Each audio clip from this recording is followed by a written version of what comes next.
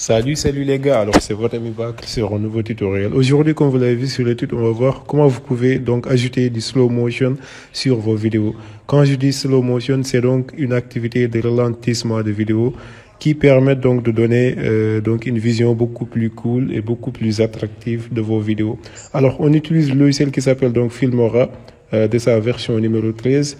Ici, on va créer un nouveau projet. Une fois qu'on crée un nouveau projet, on va aller donc sur les médias libres pour voir qu'il y a une bibliothèque ici où il y a plein d'images, plein de vidéos, plein de musiques, en tout cas qui sont proposées gratuitement donc par Filmora de façon vraiment libre.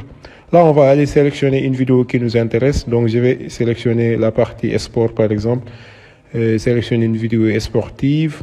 Voilà, donc une fois qu'on sélectionne la vidéo, donc on peut aller double-cliquer sur la vidéo pour voir un peu les astuces concernant la vitesse, donc pour activer le slow motion.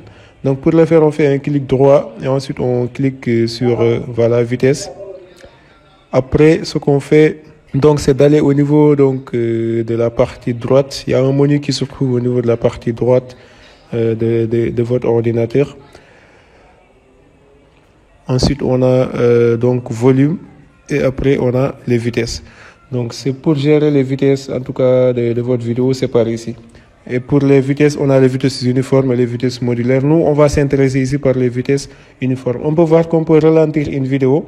Voilà, donc, voilà, je vais mettre la vidéo à 0,25 par exemple. On va donc visualiser pour voir un peu comment ça va se passer. Voilà, vous voyez donc le ralentissement qui est assez cool.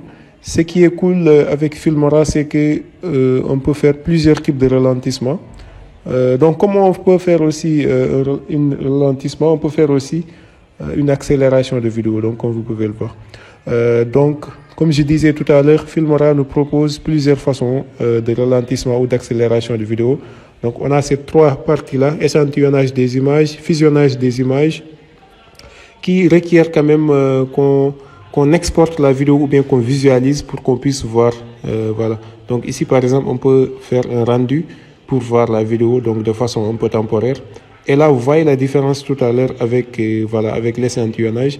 Cette fois-ci, donc, voilà, on sent que c'est beaucoup plus cool. Et donc, voilà, comme vous pouvez le voir. Ce qu'on peut faire ici, par exemple, on peut essayer d'ajouter. On peut essayer d'ajouter donc une accélération de vidéo juste après pour qu'on puisse sentir un peu la différence et que voilà, pour que la vidéo soit un peu plus cool. Et là, comme vous pouvez le voir, je peux remettre celui-là à 1 et laisser l'autre à 0,25. Et là, je vais cliquer sur le bouton voilà, play. Et là, on sent un peu donc la différence et on voit la transition qui nous permet de voir le ralentissement qui bascule directement vers la vitesse. Donc, on va aller chercher donc à essayer la dernière option. La dernière option, c'est-à-dire donc par flux d'image optique. Par flux optique. Donc, ça, c'est par l'intelligence artificielle. Comme tout à l'heure, je vais générer un rendu assez simple. Voilà. On attend que le rendu se termine. Donc, pour ces deux cas-là, comme j'avais dit tout à l'heure, on ne peut pas donc visualiser directement. Il faut soit générer un rendu ou bien soit on exporte la vidéo pour pouvoir visualiser. Voilà, donc on génère le rendu. C'est en cours, on va juste patienter quelques temps. Et là, qu'est-ce que vous voyez? Donc, le rendu est terminé. Là, on peut donc mettre un play sur notre vidéo. Et là aussi, vous sentez la différence. Donc, là, on a des flux optiques qui nous permettent de remarquer un peu le ralentissement et donc le slow motion. Voilà, donc je peux agrandir ici la vidéo pour qu'on essaie de le voir en détail. Là, vous sentez que voilà, c'est beaucoup plus fluide et beaucoup plus intéressant. Et après, maintenant, ça sera votre choix parmi les trois types de ralentissement lesquels vous allez choisir. Voilà. Comme tout à l'heure, on peut couper la vidéo et aussi essayer de sentir un peu la transition. Voilà, on peut créer une transition auquel voilà, il y aura une partie où c'est 1 et l'autre partie c'est 0,25.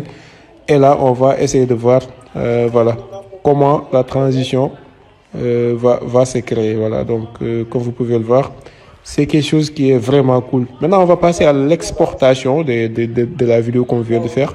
Pour exporter, c'est très simple. On va cliquer sur le bouton exporter. Ensuite, on a ici les configurations et paramétrages. C'est à vous de choisir voilà, les configurations de sortie qui vous intéressent. Ça, c'est pas très important. Donc ensuite, ce qu'on va faire, c'est cliquer sur le bouton exporter directement. Et donc voilà, donc ici vous voyez donc qu'il est en cours d'exportation. On va attendre juste qu'il termine l'exportation. D'habitude c'est pas très lent, donc c'est assez rapide. Et là donc il vous dit mise en évidence automatique et après on aura la chance donc de cliquer sur le répertoire où on a téléchargé le dossier. Et après, on pourra ouvrir le dossier et donc le visualiser, c'est-à-dire visualiser la vidéo. Dans l'ensemble, c'est ça les gars. J'espère en tout cas que ça va vous aider.